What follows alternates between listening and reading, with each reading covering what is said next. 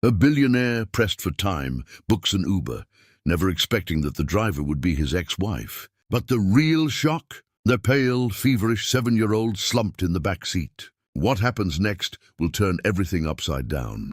If you missed part 1, head over to the channel and catch up first. I promise, this story will hit closer to home than you think. Chapter 6. Life or Death.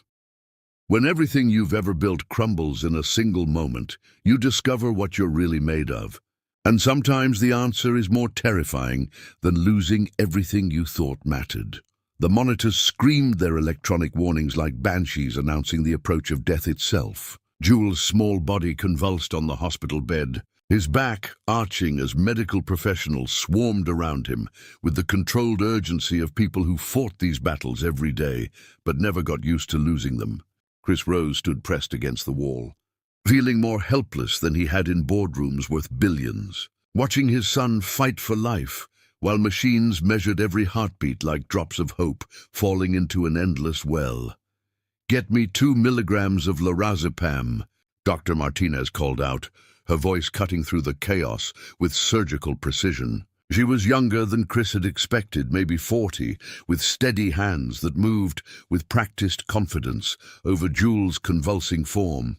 "And prep the intubation kit in case this doesn't break soon." Asha sobbed somewhere to Chris's left, a sound that cut through him like broken glass. He wanted to comfort her, to bridge the 7 years of silence with some gesture that might matter. But the truth was, he had no right to her grief and no idea how to share the weight of watching their child suffer. "What's happening to him?" Chris managed to ask, his voice hoarse with fear he'd never learned to process. Dr. Martinez looked up briefly, her dark eyes meeting his with the kind of compassion that came from delivering difficult news to desperate parents. His white blood cell count has spiked dramatically. The seizure is his body's response to the metabolic stress. We're giving him medication to stop the convulsions, but we need to address the underlying condition immediately. The underlying condition. Mr. Rose, your son is in blast crisis. His bone marrow is producing abnormal cells faster than his body can process them. Without immediate intervention. She didn't finish the sentence, but she didn't need to. Chris had spent enough time researching juvenile myelofibrosis to understand what blast crisis meant. It was the moment when the disease stopped being manageable and started being lethal. The lorazepam worked slowly, Jules' violent movements gradually subsiding until he lay still beneath the tangle of monitoring wires and IV lines. His breathing was shallow but steady, his small chest rising and falling with mechanical regularity that the ventilator would soon control if the medications weren't enough. "We need to move him to the pediatric ICU," Dr. Martinez continued, her tone suggesting this wasn't a request, but an inevitability. "And we need to start chemotherapy immediately. Today, not next week, not when the insurance approves it. Today." Chris stepped forward, his businessman's brain finally engaging with something he could understand and control. "What do you need?" "Authorization for emergency treatment, signatures on about 30 different forms, and insurance verification for procedures that cost roughly $15,000 per day." $15,000 per day.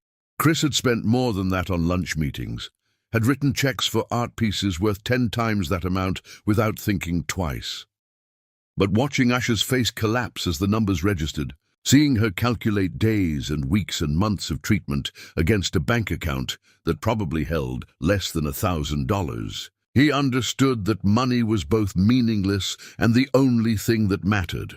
"I'll cover it," he said immediately. "All of it."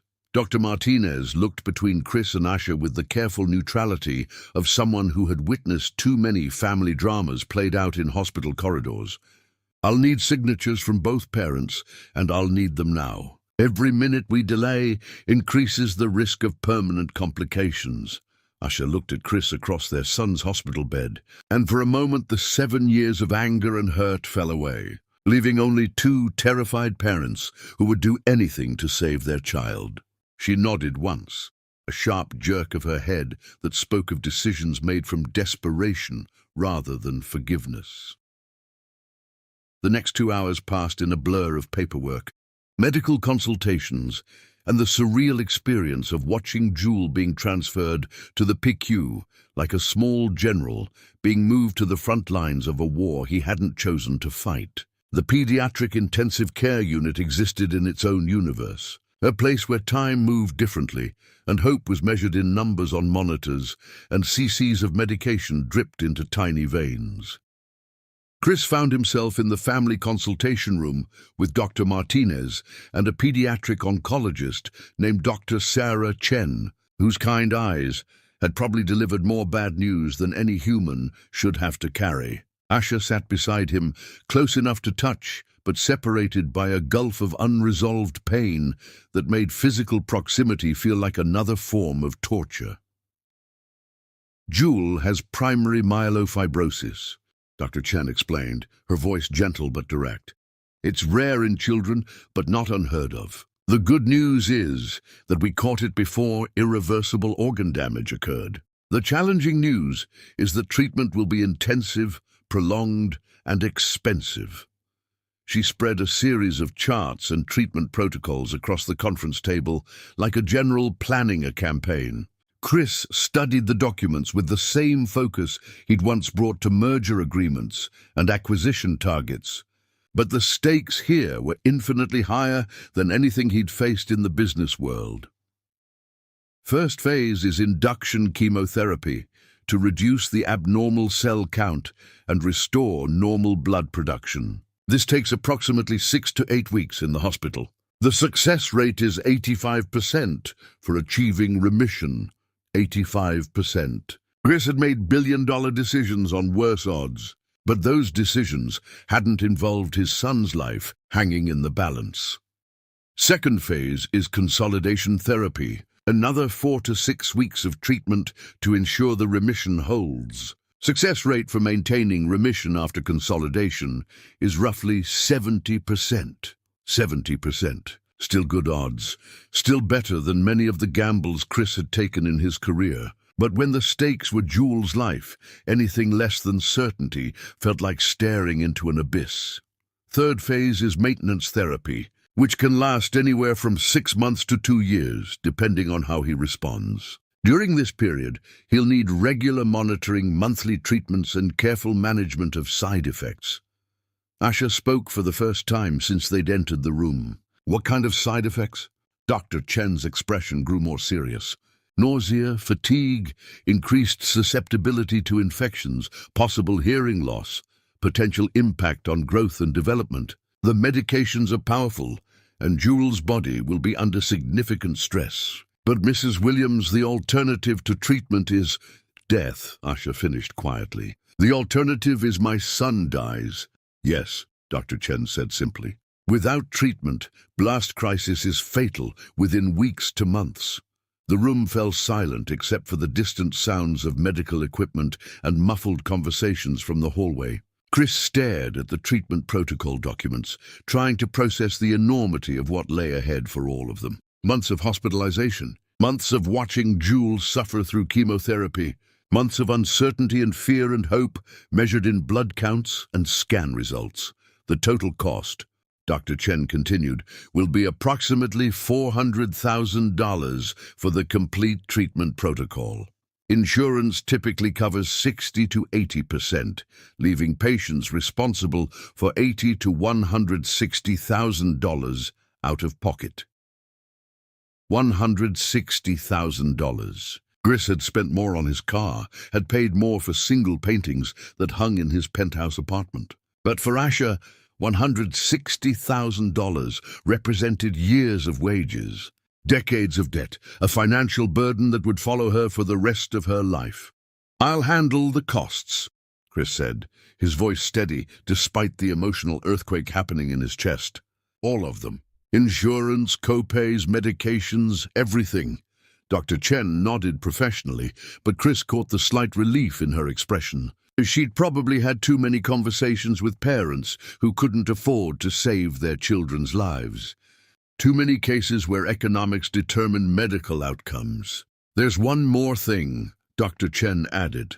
Jewel will need extensive emotional support throughout this process. Childhood cancer treatment is traumatic, not just physically but psychologically. He'll need both parents present as much as possible. Consistency, stability, familiar faces. The stress of family conflict can actually impact treatment outcomes negatively. The message was clear. Put aside your personal drama or risk your son's recovery. Chris looked at Asha, seeing his own determination reflected in her eyes. Whatever lay between them would have to wait until Jewel was safe.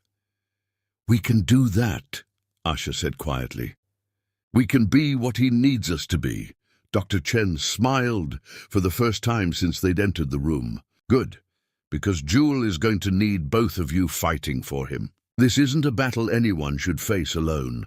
As they left the consultation room and walked back toward the PICU, Chris felt the weight of the commitment he'd just made, settling around him like armor he'd never learned to wear. He was going to be a father, not just in biology, but in every way that mattered, through sleepless nights and medical procedures and the terrible uncertainty of loving someone whose life hung in the balance of treatment, protocols, and drug interactions. "Chris," Asha said quietly as they reached the doors to the PICU. "Yeah? Thank you." The words were simple, but they carried the weight of acknowledgement, of grudging gratitude, of the beginning of something that might eventually become forgiveness. Chris nodded, not trusting himself to speak, and together they walked through the doors to begin the fight for their son's life. Inside the PICU, Jewel lay sleeping beneath a canopy of medical equipment, looking impossibly small and fragile in the adult-sized bed. But his breathing was steady, his color was better than it had been hours earlier, and when Chris took his son's hand, those familiar grey eyes opened and focused on his face with recognition and trust. "Daddy," Jewel whispered, the word carrying 7 years of questions and possibilities. "I'm here," Chris whispered back. "I'm not going anywhere." And for the first time in 7 years, Chris Rose knew exactly where he belonged. Chapter 7, Sleepless Nights. Love isn't learned in moments of triumph, but in the exhausted spaces between midnight and dawn. When you discover that being present is both the simplest and most impossible thing you can do for another person. The pediatric ICU never truly slept. Even at 3 a.m, it hummed with the constant vigilance required to keep small lives tethered to the world through IV lines and ventilators and the determined will of medical professionals who had chosen to wage war against death itself. Chris Rose sat in a chair that had been designed by someone who clearly hated the human spine, watching his son's chest rise and fall with the mechanical regularity that meant the chemotherapy was working, that Jewel's blood was slowly remembering how to keep him alive. It had been 6 days since the blast crisis, 6 days of living in a fluorescent-lit universe where time was measured in medication schedules and shift changes and the small victories of stable vital signs. Chris had left the hospital exactly twice, once to shower at his apartment, once to meet with his lawyers about liquidating assets to cover medical expenses that insurance companies loved to dispute. Both trips had felt like abandoning his post, like failing at the most important job he'd ever taken on. Asha slept in the reclining chair on the other side of Jewel's bed, her dark hair falling across her face in a way that made Chris remember waking up next to her in what felt like another lifetime. She'd barely left the hospital since Jewel's admission, surviving on cafeteria coffee and vending machine sandwiches and the kind of maternal determination that could sustain itself on nothing but love and terror. "Can't sleep?" Chris looked up to find Dr. Martinez standing in the doorway, still wearing scrubs despite the late hour. She'd been pulling double shifts to monitor Jewel's progress personally, something Chris suspected she didn't do for every patient. "Too much to think about," he admitted quietly. Not wanting to wake Asha or Jewel, Dr. Martinez nodded and pulled up another uncomfortable chair. "First week is always the hardest. For parents, I mean. The patients usually adjust faster than the families do. Chris studied Jules' sleeping form, noting the way his son's features had sharpened over the past week. The chemotherapy was working. His white blood cell count had dropped significantly, and his bone marrow was beginning to produce healthy cells. But the treatment was also stripping away everything else, leaving Jules looking like a smaller, more fragile version of himself. "How long before we know if it's working?" Chris asked. "We already know it's working. The question is whether the remission will hold, and that won't be clear for several more weeks." Dr. Martinez's voice carried the careful optimism that medical professionals used when discussing children's lives. But his response so far is very encouraging. "Jules a fighter, like his mother." The words slipped out before Chris could censor them, carrying more emotion than he'd intended. Dr. Martinez glanced at Asha's sleeping form, then back at Chris with a knowing expression. "She's been here every night," Dr. Martinez observed. "Hasn't missed a single medication time or doctor visit. That level of advocacy makes a real difference in treatment outcomes." "I know." Chris's voice was rough with exhaustion and guilt. "She's been doing this alone for months before I knew he existed. I can't imagine how scared she must have been. And now? See, now I'm scared enough for both of us." It was an honest admission, one that Chris wouldn't have been capable of making 6 months ago. Fear had never been part of his emotional vocabulary. Anxiety about business deals, stress about market conditions, concern about competitive threats, but never the bone-deep terror that came from watching your child fight for his life and knowing that all your money and influence couldn't guarantee victory. Dr. Martinez stood to check Jules' monitors, making small adjustments to IV drip rates with practiced precision. "Mr. Rose, can I ask you something?" "Sure. What's your plan for when he gets out of here?" The question hit Chris like a physical blow. He'd been so focused on getting Jules through treatment that he hadn't thought seriously about what came after. Where would they live? How would custody work? What kind of relationship could he build with a son who'd spent 7 years believing he didn't have a father? "I don't know," he admitted. "I guess that depends on Asha. Have you talked to her about it?" Chris looked across the bed at his ex-wife, sleeping in a chair that couldn't possibly be comfortable, her hand resting near Jules' arm, even in unconsciousness. They'd barely spoken beyond medical necessities since the crisis began. Both of them focused entirely on Jules' needs. There hasn't been time for those conversations yet. "There's going to have to be," Dr. Martinez said gently. "Jules will need ongoing care for at least a year, probably longer. Regular checkups, medication management, careful monitoring for signs of relapse. That requires coordination between his parents, especially if they're living separately."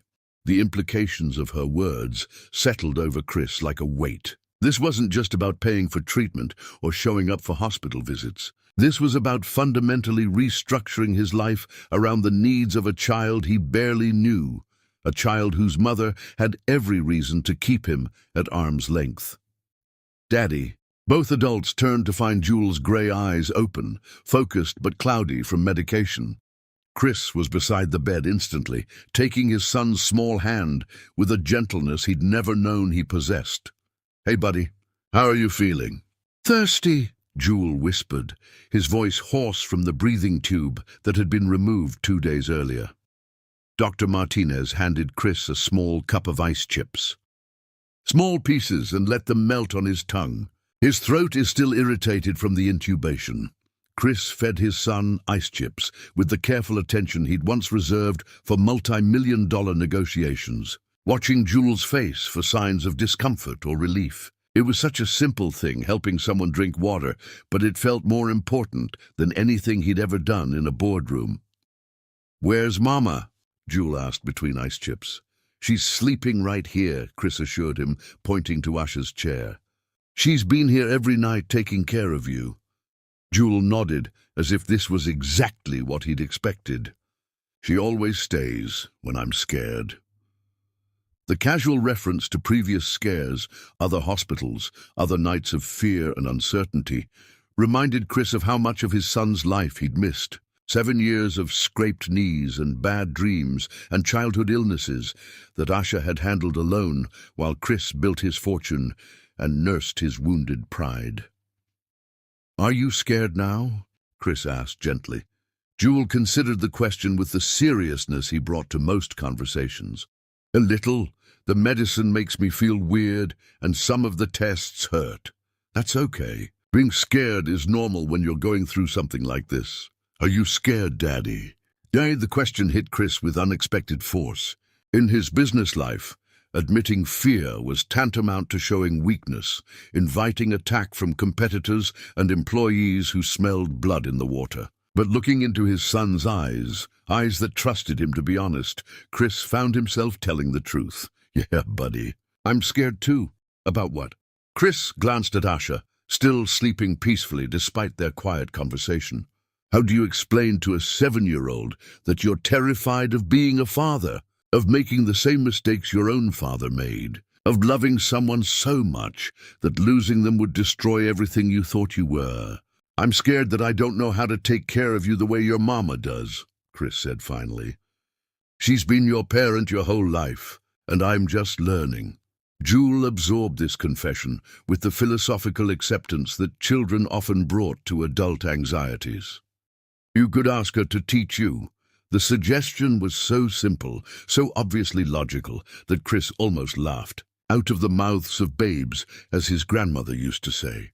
Maybe the solution to his parenting anxiety wasn't to figure everything out alone, but to learn from the person who'd been doing it successfully for 7 years. "That's a good idea," Chris said. "Do you think she would?" "Mama likes to help people. She helped Mrs. Rodriguez when her baby was sick, and she helped Tommy's mom when Tommy's dad left. She says helping people is what makes you strong."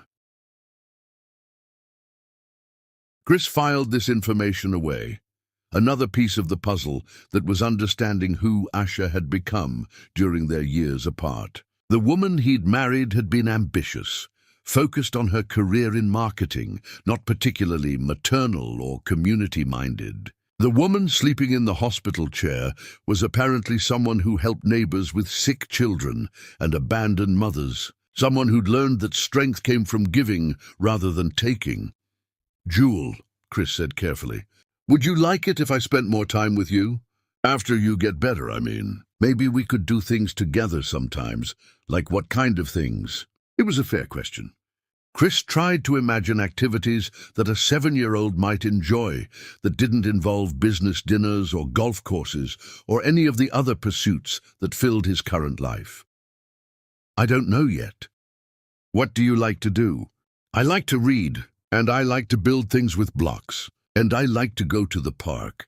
But Mama says we have to be careful about germs now because of my medicine." "We'll figure it out," Chris promised. "We'll find things we can do together that are safe and fun." Jewel nodded solemnly, then asked the question that Chris had been dreading and hoping for in equal measure. "Will you live with us when I get out of the hospital?" The question hung in the air like a prayer, waiting for an answer. Chris looked across the bed at Asha, who he now realized had been awake for the last part of their conversation, her eyes open and watching him with an expression he couldn't read. "That's something your mama and I will have to talk about," Chris said carefully. Asha sat up slowly, running her hands through her hair in a gesture Chris remembered from their marriage. She looked exhausted, worn down by days of fear and vigil-keeping, but her eyes were alert and focused. "We should let you get some more sleep, sweetheart," she said to Jewel, her voice gentle despite the tension Chris could see in her shoulders. "Okay, Mama, but will you and Daddy figure things out? I want us to be a family." The innocent request landed in the room like a bomb with a timer that neither adult knew how to defuse. Asha's face went through a series of micro-expressions, pain, longing, fear, resignation, before settling into the careful neutrality she'd perfected over the past week. "We'll figure it out," she promised, leaning over to kiss Jewel's forehead. "But right now, the most important thing is getting you healthy and strong." Jewel nodded and closed his eyes, apparently satisfied that the adults in his life were going to handle the complicated stuff while he focused on the important work of getting better. Within minutes, his breathing had deepened into the rhythm of exhausted sleep. Chris and Asha sat in silence for a long time, listening to the quiet sounds of the PQ around them, monitors beeping, ventilators cycling, the soft footsteps of nurses making their rounds. Finally, Asha spoke without looking at him. "He wants us to be a family." "I know. We can't give him that. Not the way he means." Chris wanted to argue, to suggest that maybe they could find a way to bridge the gap between who they'd been and who they might become. But looking at Asha's profile in the dim light, seeing the careful wall she'd built around herself, he understood that some kinds of damage took longer to heal than others. "We can give him 2 parents who love him," Chris said quietly. "Maybe that's enough for now." Asha finally turned to look at him, and for a moment he saw something soften in her expression. "You really want to do this? Be his father? It's not just about the medical bills or the guilt or whatever this is." "I want to be his father," Chris said, and the certainty in his own voice surprised him. "I want to know him, to be part of his life, to be someone he can count on. I know I have no right to ask for that chance, but I'm asking anyway." Asha studied his face in the dim hospital lighting, searching for signs of deception or manipulation, or the kind of conditional commitment that could be withdrawn when things got difficult. Whatever she saw there must have satisfied some part of her need for reassurance, because she nodded slowly. "Okay, but we do this my way, at my pace, with rules that protect him if you decide being a father is too hard or too boring or too much work." "What kind of rules?" "We'll figure that out when he's better. Right now, he needs both of us here, being what he needs us to be. Everything else can wait." Chris nodded, understanding that he'd been granted a provisional acceptance, a chance to prove himself worthy of the title father that Jewel had already given him. It was more than he'd dared to hope for and less than he wanted, but it was a beginning. As dawn began to creep through the hospital windows, painting the PICU in shades of grey and gold, Chris rose, settled back into his uncomfortable chair, and prepared to spend another day learning what it meant to love someone more than you loved yourself. Chapter. Each breaking barriers, truth has its own timeline, arriving not when we're ready for it, but when we're finally strong enough to carry its weight. And sometimes that strength only comes from watching someone you love fight battles you can't fight for them. The afternoon sun streamed through the PICU windows with the kind of gentle warmth that made the medical equipment seem less intimidating and the antiseptic smell less overwhelming. Jewel had been awake for most of the day, alert and curious in a way that Dr. Martinez said indicated the chemotherapy was working better than they dared hope. His blood counts were trending upward, his appetite was returning, and for the first time in 2 weeks, he'd asked when he could go home. Chris sat cross-legged on the hospital bed beside his son, a position that would have seemed impossible in his old life of tailored suits and boardroom meetings. Now, wearing jeans and a polo shirt that had seen better days, he was helping Jewel work through a coloring book that featured cartoon characters he'd never heard of, but was learning to recognize. "This one is Diego," Jewel explained, carefully coloring inside the lines with the concentration of a small perfectionist. "He goes on rescue adventures with animals that need help. Mama got me this book when I first got sick because she said Diego and I were both brave." Chris watched his son's careful work, marveling at the way Jewel's tongue stuck out slightly when he concentrated. Exactly the same expression Chris remembered making during childhood art projects. "Your mama was right. You are brave." "Sometimes I don't feel brave," Jewel admitted, switching from blue to green with deliberate precision. "Sometimes I feel scared and sad, and like maybe I'm gonna die like the old man in the room next to mine did last week." The casual reference to death hit Chris like a physical blow. In his world, 7-year-olds worried about homework and playground politics, not mortality and medical procedures. But Jewel lived in a universe where death was a known neighbor, where children talked about survival rates with the same matter-of-fact tone they might use to discuss television shows. "Are you scared now?" Chris asked gently. Jewel considered the question while adding careful details to Diego's backpack. "Not as much. Having you here makes it different." "Different how?" Before it was just me and Mama being brave together. Now it's me and Mama and you, so we're like a team. Teams are stronger than just one or two people." The simple logic was devastating in its clarity. Chris had spent months researching treatment protocols and survival statistics, had consulted with specialists and analyzed every piece of data he could find about juvenile myelofibrosis. But his 7-year-old son had understood something more fundamental, that facing fear was easier when you didn't face it alone. "Daddy," Jewel said, setting down his crayon and looking directly at Chris with those unsettling grey eyes, "can I ask you something?" "Of course. Why didn't you want me when I was born?" The question detonated in the small hospital room like a carefully placed explosive. Chris felt the air leave his lungs, felt 7 years of guilt and regret crash down on him like a wave that could drown kingdoms. In the chair beside the window, Asha looked up from the magazine she'd been pretending to read, her body tensing as if preparing for impact. "Jewel," she said carefully, "that's not—" "It's okay," Chris interrupted, recognizing that this conversation had been building since the moment Jewel had first asked if he was his father. "He deserves an honest answer." Chris set aside the coloring book and turned to face his son fully, knowing that whatever he said next would shape their relationship for years to come. The truth was complicated, layered with adult emotions and legal proceedings and misunderstandings that had spiraled beyond anyone's control. But Jewel was 7 years old, and 7-year-olds needed truth they could understand and carry. "I didn't know you existed," Chris said simply. "Your mama tried to tell me about you, but I wasn't listening the way I should have been." "Why weren't you listening?" "Because your mama and I were having grown-up problems. We were angry at each other, and sometimes when people are angry, they stop hearing important things." Jewel absorbed this explanation with the seriousness he brought to most adult confessions. "Were you angry because of me?" "No, buddy. We were angry because we forgot how to talk to each other, how to trust each other. It had nothing to do with you. But if you had known about me, would you have wanted me?"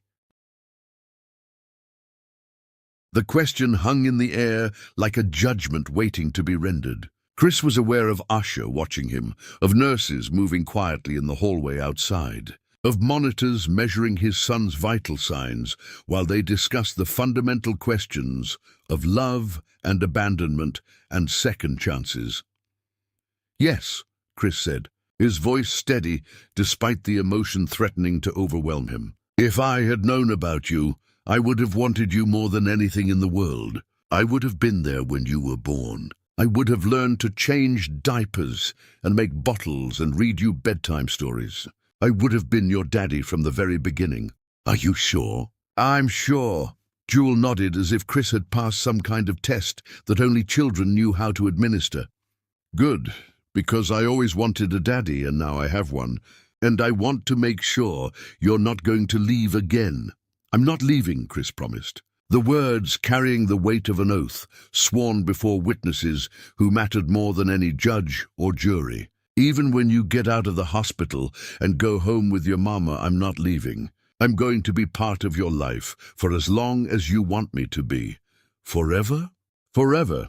Jewel seemed satisfied with this guarantee and picked up his crayons again, returning to his careful coloring as if they'd just discussed something as mundane as lunch plans, rather than the fundamental architecture of their relationship. But Chris could see Asha in his peripheral vision, could feel the weight of her attention and the questions she wasn't asking yet. "Daddy," Jewel said after several minutes of concentrated artistic effort, Do you think you and Mama will get married again? This time it was Asha who made a small sound of distress. Chris glanced at her, seeing the careful walls she'd built around herself threatening to crumble, under the innocent hopes of a child who wanted simple answers to complicated questions. That's not something I can decide by myself, Chris said carefully. Marriage is something two people have to choose together, and your Mama and we need time to figure out how to be friends again before we can think about being anything else. But you love her, right? The question was asked with the casual directness that only children could manage, cutting through layers of adult complexity to reach the emotional core that adults spent years learning to hide from each other. Chris looked across the hospital room at Asha, seeing her as she was now, rather than as she'd been during their marriage. The years had changed her in ways that went deeper than the physical. She was stronger now, more self-contained, worn smooth by struggles he'd never shared. But underneath the defensive armor she wore like protection against further heartbreak, he could still see traces of the woman he'd fallen in love with at a charity gala that now felt like a story from someone else's life. Yes, he said quietly, knowing that Asha was listening, knowing that his honesty might complicate everything, but unable to lie to his son about something so fundamental. I love her. I've always loved her. And do you love me? More than I knew it was possible to love anyone.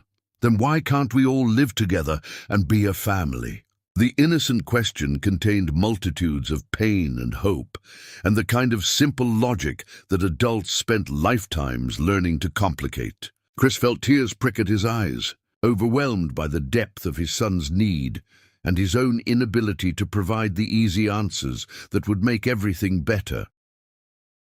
Because sometimes love isn't enough, Chris said gently. Sometimes people hurt each other so badly that they need time to heal before they can be close again. Did you hurt Mama? Chris glanced at Asha again, seeing the careful neutrality she maintained, even when discussing the most painful aspects of their shared history. Yes, buddy, I hurt her very badly. Did you say you were sorry? Yes, but some hurts take longer to heal than others. Jewel considered this explanation while adding finishing touches to his artwork. When he looked up again, his expression was serious but hopeful. Maybe if you keep saying sorry and being a good daddy, Mama will forgive you and we can be a real family. Maybe, Chris agreed, though he could see from Asha's expression that forgiveness wasn't something that could be earned through good behavior or persistence. Some wounds cut too deep to heal completely, leaving scars that change the fundamental landscape of trust between two people. I'm tired, Jewel announced, setting aside his coloring book with the sudden decisiveness that marked the end of a 7-year-old's energy reserves. Chris helped him settle back against the hospital pillows, adjusting the blankets with the careful attention he was still learning to provide. Do you want me to stay while you nap? Yes, please. And maybe you could read me a story. Chris looked around the room helplessly, realizing he had no idea what kinds of stories 7-year-olds liked or where to find appropriate books in a pediatric intensive care unit. I have some books in my bag, Asha said quietly, speaking for the first time since Jewel had begun his interrogation. She pulled out a worn paperback copy of Charlotte's Web and handed it to Chris with careful neutrality. Thank you, he said, accepting the book and the implicit trust it represented. Start at chapter 4, Jewel instructed, settling into the pillows with the anticipation of someone looking forward to a familiar pleasure. That's where Charlotte starts being really smart and helping Wilbur.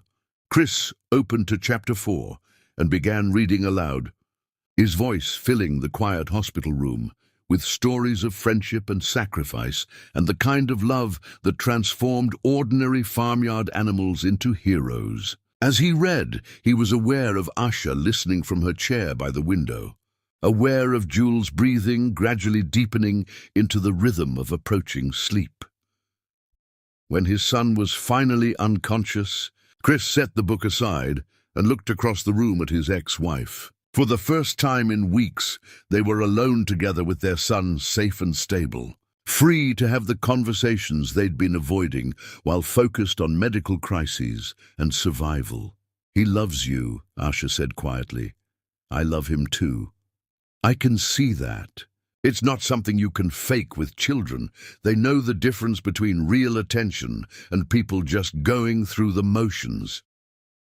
Chris nodded, recognizing that Asha's observation was also a test, a way of evaluating whether his commitment to fatherhood would survive the transition from hospital drama to ordinary daily routine. "Asha," he said carefully, "I meant what I told him, about not leaving, about being part of his life. But I know that depends on you trusting me enough to let me try." She was quiet for a long time, watching Jewel sleep with the protective vigilance that had become second nature over the past weeks. When she finally spoke, her voice was soft but firm. "He needs stability, Chris, consistency. If you're going to be his father, you have to be his father even when it's boring, even when he's cranky, even when there are no medical emergencies to make you feel like a hero." "I understand. I don't think you do. But maybe you'll learn." She turned to look at him directly, and he saw something in her expression that might have been the beginning of cautious hope. "We'll start small. Scheduled visits, planned activities. You prove you can show up reliably for the small things. Maybe eventually we talk about bigger things." "What kind of bigger things?" "Custody arrangements, school decisions, where he spends holidays." Asha paused, then added the words that carried the most weight. "Whether we find a way to be the kind of family he needs, even if it's not the family either of us thought we wanted." Chris nodded, understanding that he'd been given a roadmap for redemption, a chance to prove himself worthy of the trust that Jewel had already given him, but Asha still withheld. It would be harder than any business challenge he'd ever faced, more important than any deal he'd ever negotiated. But as he looked at his sleeping son, pale but breathing steadily, thin but growing stronger each day, Chris Rose knew that he'd finally found something worth fighting for that couldn't be measured in dollars or quarterly reports. Chapter 9. Healing Wounds. Recovery is never a straight line, but a series of small victories interrupted by setbacks that teach you the difference between healing and being healed, between forgiveness and learning to carry pain without letting it define you. 3 weeks later, Jewel was discharged from the hospital on a crisp November morning that smelled of winter's approach and new possibilities. Chris stood in the PICU doorway, watching Asha pack their son's belongings with the efficient movements of someone who had learned to travel light through life's unexpected detours. Jewel sat in his wheelchair, no longer needing it for medical reasons, but hospital policy requiring it for discharge, clutching his stuffed elephant and wearing a baseball cap to cover the hair loss from chemotherapy. "Ready to go home, buddy?" Chris asked, kneeling beside the wheelchair to bring himself to Jewel's eye level. "I guess," Jewel replied, his voice carrying the uncertain tone of someone leaving familiar territory for an unknown destination. "Will you come with us?" The question hung in the air between all three of them. They'd spent weeks living in the artificial bubble of hospital routine, where Chris's presence had been not just welcome, but necessary. Now they were returning to real life, where relationships had to be negotiated rather than simply accepted as medical necessities. "For today, yes," Asha said before Chris could respond. "Daddy's going to help us get you settled at home. After that, we'll figure out a schedule for visits." Chris nodded, grateful for even this small inclusion in his son's transition back to ordinary life. Over the past month, he'd liquidated significant portions of his investment portfolio to cover medical expenses, restructured his business to allow for long absences, and learned to navigate the complex ecosystem of pediatric oncology. But he'd never been inside the Queen's apartment where Jewel and Asha actually lived, never seen the space his son called home. The ride from Manhattan to Queens took 45 minutes in Chris's newly purchased Honda Pilot, a vehicle chosen for safety ratings rather than status symbols. Another small revolution in his evolving priorities. Jewel dozed in his car seat, exhausted by the simple act of leaving the hospital, while Asha provided directions through neighborhoods that Chris had never had reason to visit during his previous life of Manhattan penthouses and Hamptons weekends. "Turn left here," Asha instructed as they entered a residential area of modest apartment buildings and small shops advertising services in Spanish and Korean and languages Chris couldn't identify. "It's the brick building on the right." Chris parked outside a 4-story structure that had probably been built in the 1950s and had seen better decades since then. The facade needed repointing. The front steps showed signs of winter damage, and several windows displayed air conditioning units that looked like they predated energy efficiency standards. But the small front yard was carefully maintained, and someone had planted flowers in wooden boxes that brightened the entrance despite the November chill. "This is it," Asha said, gathering her purse and the bag of medical supplies they'd need to maintain Jewel's treatment schedule at home. "Third floor, apartment 3B. Chris lifted Jewel from his car seat, surprised by how light his son felt despite weeks of improved nutrition and medical care. The boy wrapped his arms around his father's neck with trust that still felt miraculous, resting his head against Chris's shoulder as they climbed 3 flights of stairs that creaked with age and heavy use. Asha's apartment was small enough that Chris could see the entire space from the entrance. A studio layout with a kitchen area that could accommodate one person comfortably, a living space furnished with items that had clearly been chosen more for affordability than aesthetics, and a sleeping area where a double bed shared space with a child's bed positioned near the single window.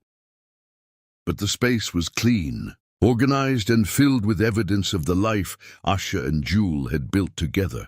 Children's artwork covered the refrigerator, books filled every available shelf, and photographs chronicled 7 years of birthdays and holidays and ordinary moments that Chris had never been part of. On the small dining table, a get-well card signed by what looked like an entire elementary school class suggested that Jewel was loved and missed by more people than just his mother. "You can put him down on his bed," Asha directed, pulling back covers that featured cartoon characters Chris was learning to recognize. "He's probably going to need a long nap after all the excitement of coming home." Chris settled Jewel onto the small mattress, pulling the blankets up to his chin with the careful attention he'd learned during late-night hospital vigils. His son's bedroom area was clearly defined despite the open floor plan. Stuffed animals arranged on shelves, a small bookcase filled with age-appropriate titles, and art supplies organized in clear containers that spoke of a child who'd been taught to take care of his belongings. "Daddy," Jewel whispered as Chris prepared to step away. "Will I see you tomorrow?" "If that's okay with your mama, yes." Jewel nodded and closed his eyes, apparently satisfied that his father's presence in his life wouldn't disappear with his discharge from the hospital. Within minutes, his breathing had deepened into the rhythm of exhausted sleep. Chris turned to find Asha watching him with an expression he couldn't quite read. She gestured toward the small kitchen area, and he followed her there, both of them moving carefully to avoid waking Jewel. "Coffee?" she offered, though Chris could see from her supplies that it would be instant. Coffee from a jar that had seen better days. That would be nice, as she filled a kettle with water and set it on a stovetop that had probably been installed during the Carter administration. While they waited for the water to boil, Chris looked around the small space, trying to understand how Asha and Jewel had built a life here, how they'd made this tiny apartment feel like home. "It's not much," Asha said, following his gaze with the defensive tone of someone prepared to justify their circumstances. "It's perfect," Chris said, and meant it. "You can tell he feels safe here." The observation seemed to surprise her. "What makes you say that?" "The way he arranged his things. The way he talks about home. Children who feel safe create order in their spaces, make them reflect who they are. Chris paused, then added, "My apartment is 3 times the size of this place, but it doesn't feel like a home. It feels like a hotel room where someone pays the bills." Asha studied his face, searching for signs of condescension or pity or the kind of charitable attitude that wealthy people sometimes adopted when confronted with different economic realities. Whatever she saw there seemed to satisfy her, because some of the tension left her shoulders. "We've been happy here," she said quietly. "Not always comfortable, not always easy, but happy." The kettle whistled, and she poured hot water over instant coffee granules in 2 mismatched mugs. The coffee was terrible, but Chris drank it anyway, understanding that acceptance of hospitality was part of whatever fragile truce they were building. "Asha," he said carefully, "I need to ask you something, and I need you to know that I'm not trying to control or manipulate anything. I'm just trying to understand, okay? Why didn't you take any of the settlement money from the divorce? Why didn't you fight for alimony or child support once Jewel was born?"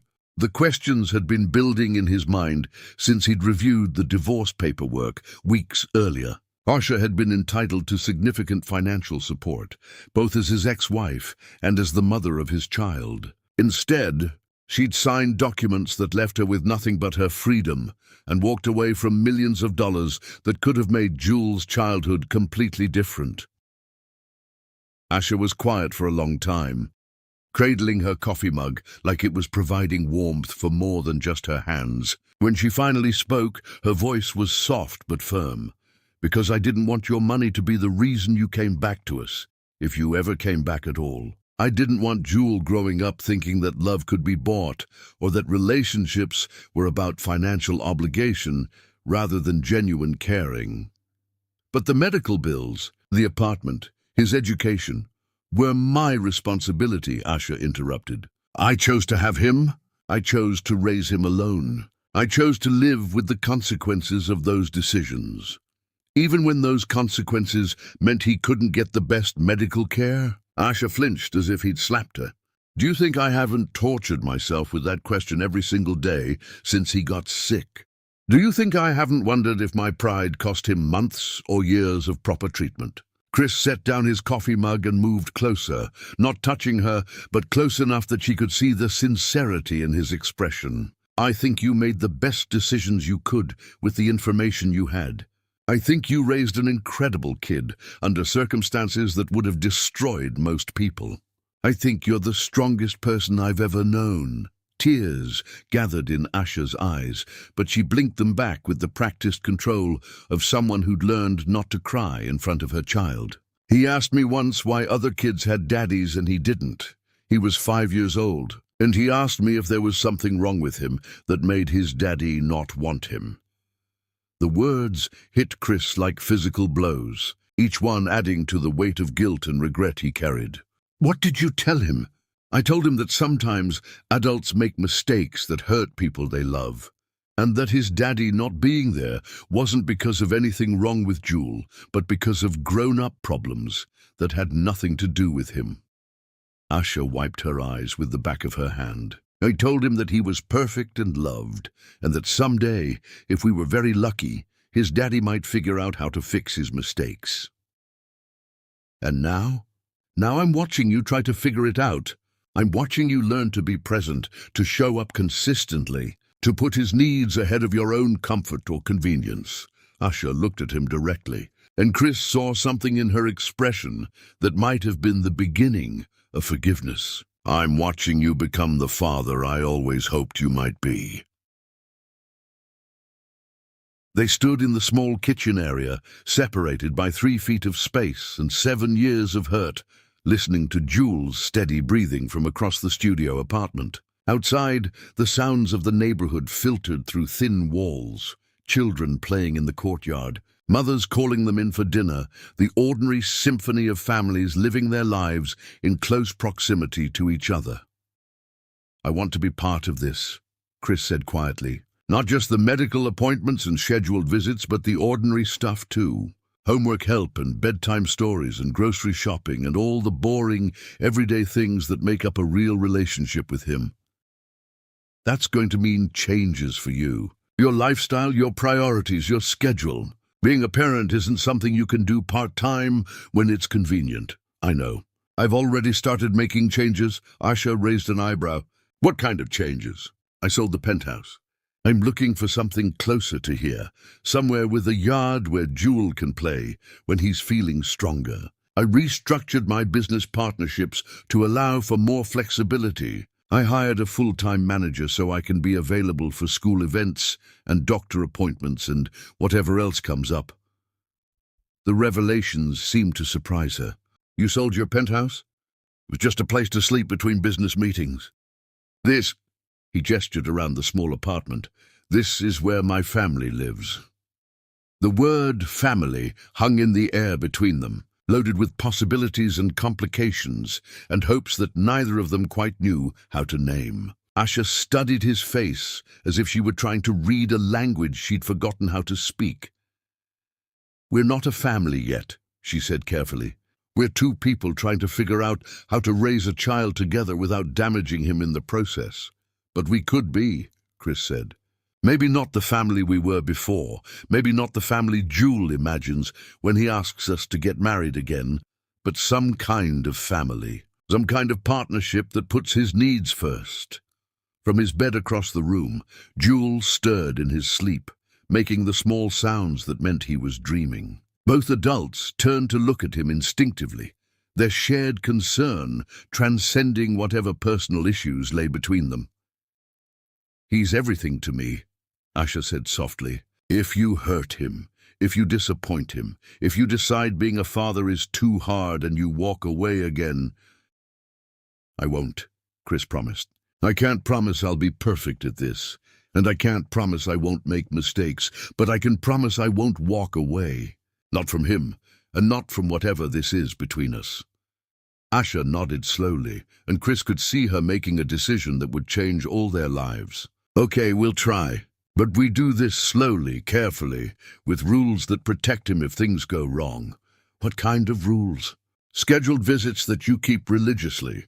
Honest conversations about your intentions and limitations. No promises you can't keep. No commitments you're not sure you can honor. Asha paused, then added, and no romantic gestures or declarations of love or attempts to turn this into something it's not. This is about Jewel, not about us. Chris nodded, understanding that he was being granted a chance to prove himself worthy of the trust that came with being Jewel's father. It wasn't the reunion he'd imagined during his sleepless hospital nights. Wasn't the romantic reconciliation that movies suggested was possible when people loved each other enough. But it was real, and it was honest, and it was more than he'd dared to hope for when he'd first seen them in that Uber 3 months earlier. Thank you, he said simply. Don't thank me yet, Asha replied. Thank me in a year when you've proven you can stick around. For the hard parts, too. Chapter 10. New Beginning. Family isn't something you return to, but something you build from the ground up, one ordinary day at a time, until love becomes a habit so strong that nothing can break it. Christmas morning arrived with the kind of gentle snowfall that made Queens look like a movie set, transforming the modest apartment building into something magical, despite its cracked sidewalks and aging facade. Chris Rose sat in his car outside 3B for the 3rd time in 2 months, carrying gifts he'd chosen with more care than he'd ever brought to any business transaction, watching his breath fog the windows while he gathered courage for another ordinary miracle of being Jewel's father. 4 months had passed since that first hospital confrontation. 4 months of scheduled visits and careful conversations and the slow, deliberate work of building trust between broken people.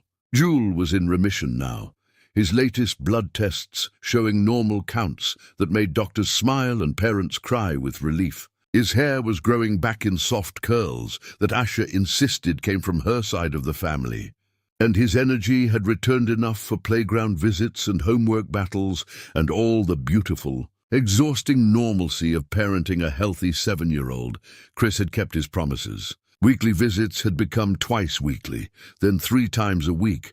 Then whenever Asha called to say Jewel had asked if Daddy was coming over today. He'd shown up for parent-teacher conferences and medical appointments, and the school play where Jewel had forgotten half his lines, but remembered to wave at his parents in the audience. He'd learned to make pancakes from a box mix, to braid hair badly but enthusiastically, and to read Charlotte's Web with different voices for all the characters.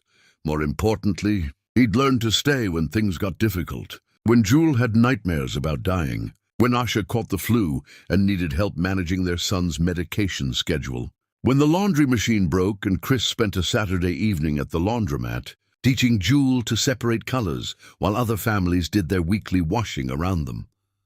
The apartment door opened before Chris could knock, revealing Jewel in pajamas covered with reindeer, his face bright with the particular joy that only Christmas morning could produce in children who still believed in magic. "Daddy, did Santa come to your house too?"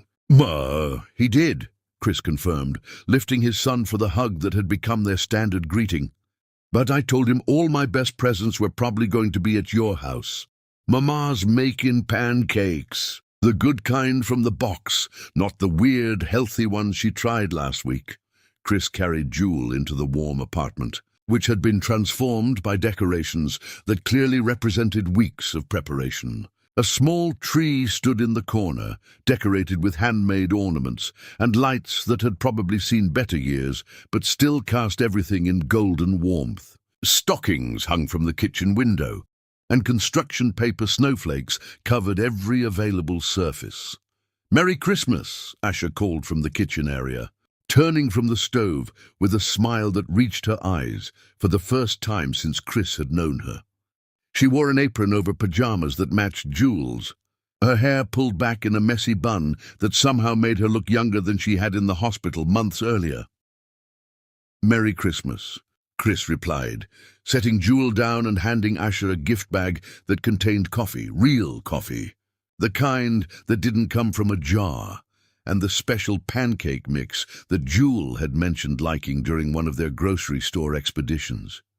"You remembered," Asha said, peering into the bag with surprise that suggested she still wasn't entirely used to being thought of, being considered in the small daily ways that added up to care. "I remember everything he tells me now," Chris admitted, "even the stuff that seems unimportant." Jewel had already moved on to the more pressing matter of Christmas presents, dragging Chris toward the small tree with the determined focus of a child who had been patient long enough. The gifts underneath were modest, wrapped in newspaper comics, and tied with ribbons that had clearly been saved from previous years. But Jewel approached them with the reverence of someone who understood that presents were expressions of love rather than measures of wealth. "This one's for you, Daddy," Jewel announced, handing Chris a package that felt suspiciously like a picture frame. "I made it myself at school." Chris unwrapped the gift carefully, mindful that the newspaper comics might be reused next year, revealing a handmade frame, constructed from popsicle sticks and painted in primary colors. Inside was a drawing of 3 stick figures standing in front of a house, labeled in careful 7-year-old handwriting, "My family."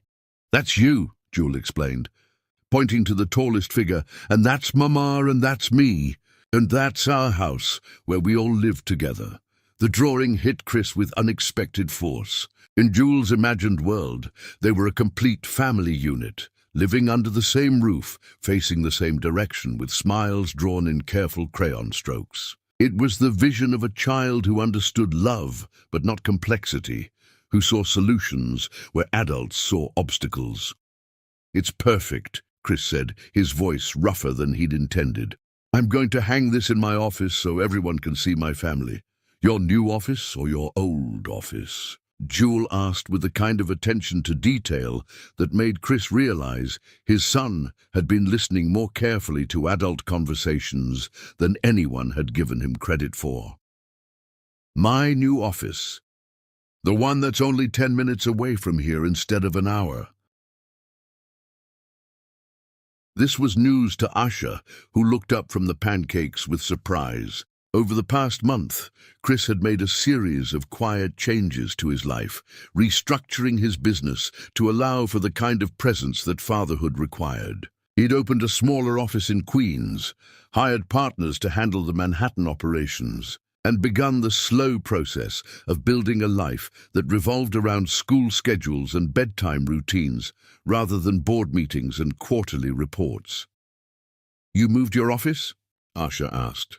"Last week. I wanted to be closer, in case Jewel needed anything, or in case you needed help with anything." The conversation was interrupted by Jewel's discovery of his main present from Chris, a deluxe art supply kit that included everything from colored pencils to watercolors to small canvases for painting. It was exactly the kind of extravagant gift that Asha would have objected to 6 months earlier. But she'd learned to recognize the difference between Chris trying to buy affection and Chris trying to nurture his son's genuine interests. "Look, Mama, I can paint real pictures now, not just coloring books." "That's wonderful, sweetheart. What are you going to paint first?"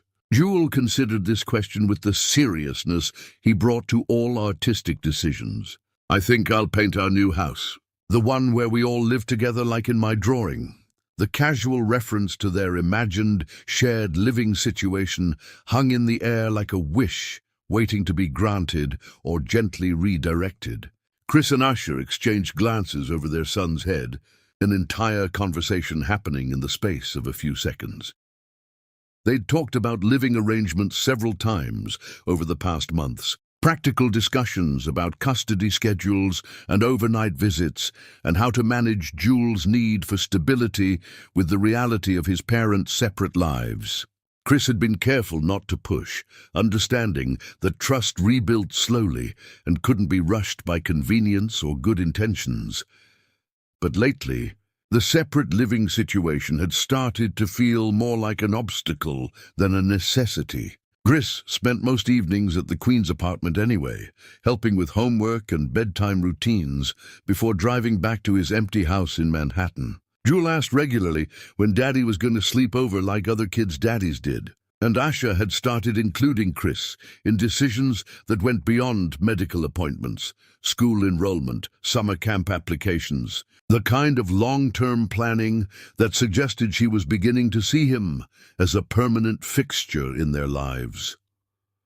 "Jewel," Asha said carefully, "you know that Daddy and I still live in different houses, right? That hasn't changed just because it's Christmas." "But it could change," Jewel replied with the stubborn optimism of childhood. "If you wanted it to. It's more complicated than that, sweetheart." "Why?" It was the eternal question of childhood, asked with genuine curiosity about adult complications that didn't make sense from a 7-year-old perspective. Why couldn't people who loved each other simply choose to be together? Why did grown-ups make everything so difficult when the solutions seemed obvious? Chris knelt beside his son, recognizing that this conversation had been building since that first day in the hospital when Jewel had asked if they were fighting about him. Because sometimes, when people hurt each other, they need time to learn how to trust each other again. "Your mama and I are still learning, but you've been learning for a long time now," Jewel pointed out with irrefutable logic. "And you come here every day anyway. And Mama smiles more when you're here, and I like it better when we're all together." The observations were delivered with the straightforward honesty that only children could manage, cutting through months of careful adult negotiations to reach the emotional truth that everyone had been dancing around. Chris looked at Asha, seeing his own questions reflected in her eyes. They had been learning to trust each other. Chris had proven his commitment to consistency, to showing up even when it was inconvenient, to putting Jewel's needs ahead of his own comfort. Asha had gradually opened her life to include him, not just as Jewel's father, but as someone whose opinion mattered on decisions both large and small. More than that, they'd rediscovered the friendship that had existed before their marriage, before the lawyers and accusations and painful endings that had driven them apart. They talked now, really talked, about everything from Jules' education to their own childhood memories, to the dreams they'd abandoned and the hopes they were learning to rebuild. "What if we tried living together again?" Chris asked quietly, the words spoken to Asha but meant for all of them. Not marriage, not some grand romantic gesture, just trying to be a family the way Jules wants us to be. Asha was quiet for a long moment, flipping pancakes with the automatic precision of someone buying time to think. When she finally spoke, her voice was careful but not dismissive.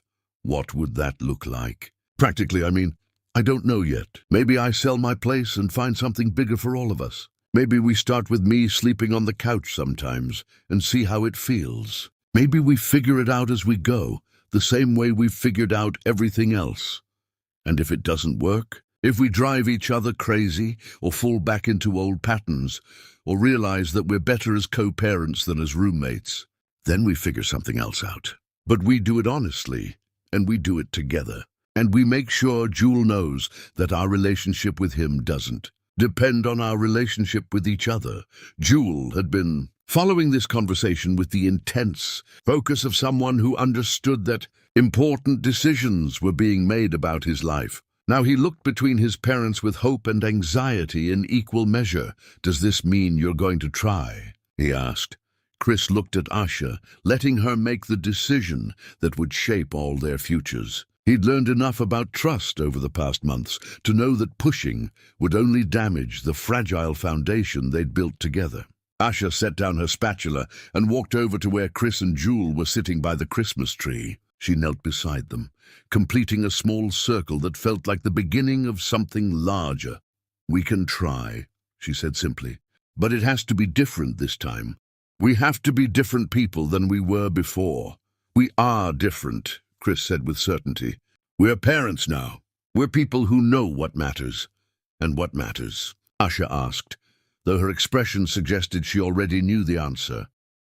Chris reached for both of them, pulling his son onto his lap and taking Asha's hand with gentle pressure that asked permission before assuming acceptance.